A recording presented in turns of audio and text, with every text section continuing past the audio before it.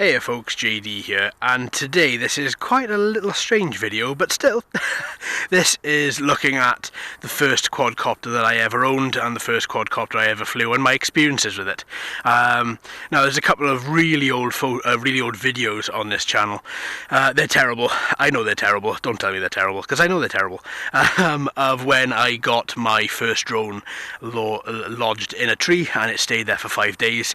It came out of the tree and it worked, but as it has been about 18 months now, that drone has unfortunately stopped working. That was the JXD 510.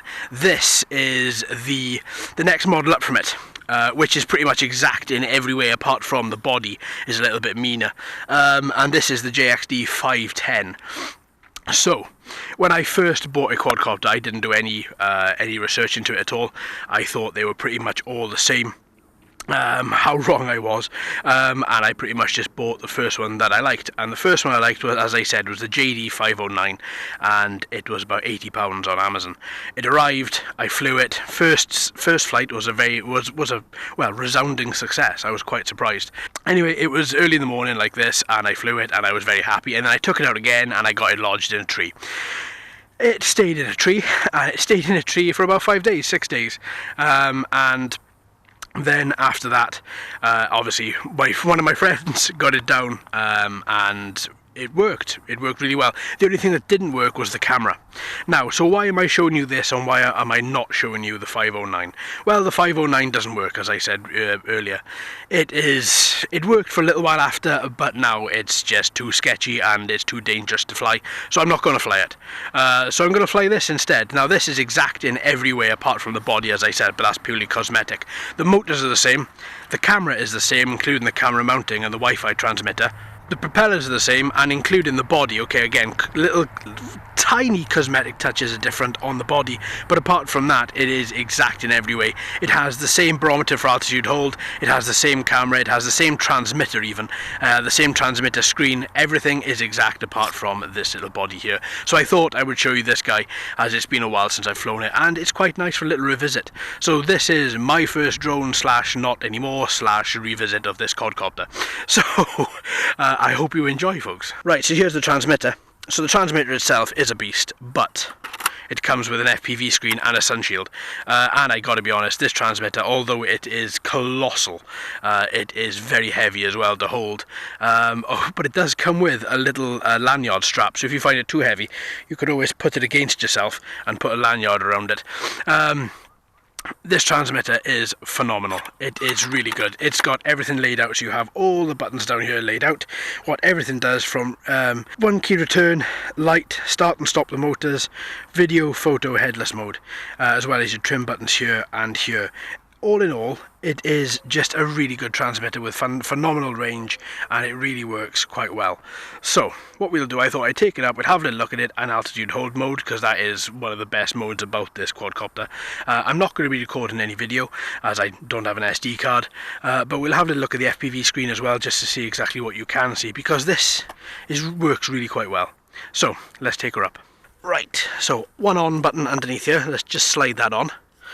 Then we'll have, as usual, the 4 LEDs will start flashing after about 3 seconds. You have to wait for those 3 seconds, just while it warms up. Now, once you turn this on, once again, you'll have a blue LED up here which flashes. It'll beep twice as well. So once up, once down to bind. Once you've bound, this little light here will stay solid. And likewise, will the lights underneath the quadcopter as well. Now, this is where it gets quite funky. Start and stop. You click the start and stop, and the motors start, right? Like that. Okay, this one seems a little bit unsteady when it first comes up, so I've landed it again. So what we're going to do now is just recalibrate those gyros again. Let's hold these 2 analog sticks in on themselves for a couple of seconds, and that should be enough then just to recalibrate gyros, and there we are, perfect lift. So this is what we've got. Now, first thing, I know what you're gonna say, JD, you hate loud motors. I absolutely do. And this motor is very loud. This is why I'm standing quite a way away from it. But the altitude hold does mean that it does stay at a particular altitude. Okay, it's going to fly about a bit. It doesn't mean it's going to hold it completely rock solid, as you can see, because it's not GPS. If it was GPS, then I wouldn't have a care in the world, and it would just be quite literally locked in place and not moving. Now the wind has started to pick up a little bit here, so I'm not going to be flying this for very long, but here goes this guy. And again, this quadcopter would probably be considered quite old now. About 10 months old, I think this quadcopter is. I might be wrong with that.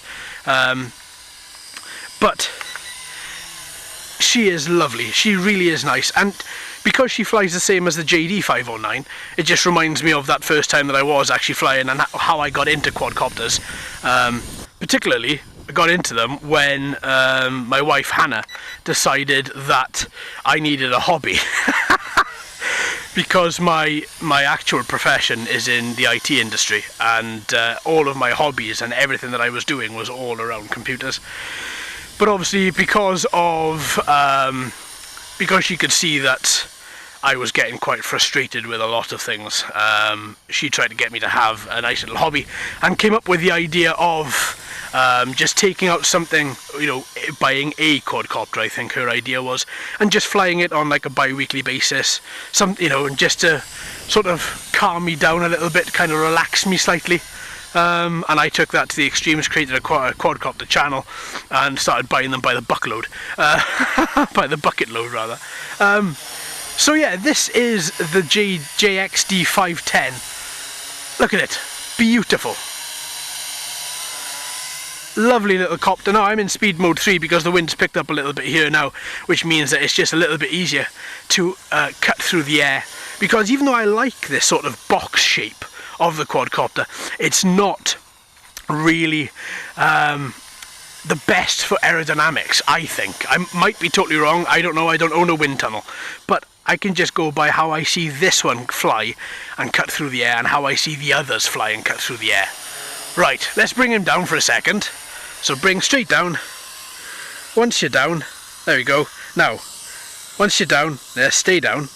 Both of the quadcopter transmitter analog sticks to the corners, and then the motors just shut themselves off. Or you could always use the start and stop button here.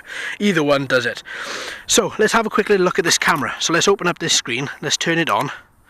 Now it should connect straight away. Yes, it does. Right then, this is the screen. So as you can see, the camera isn't brilliant. This screen is far from showing the exact quality this camera can output. But all in all, at least it gives you some sort of an idea of what this camera can do. And of course the camera on the front can be tilted as well, so you have a tiny little screw in there. If you were to very, very slightly unscrew it, you can then angle poise this particular camera, so you can get a better picture, either straight on or more downwards, so you can focus on a particular area. There we go, excellent. And also when you do fly, you can see that screen pretty well from almost any angle.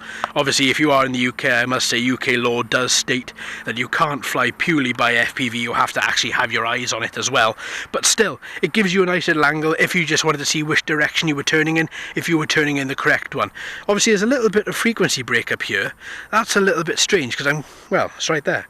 But obviously the weather is changing, so maybe the atmospherics is affecting this. So let's knock that off.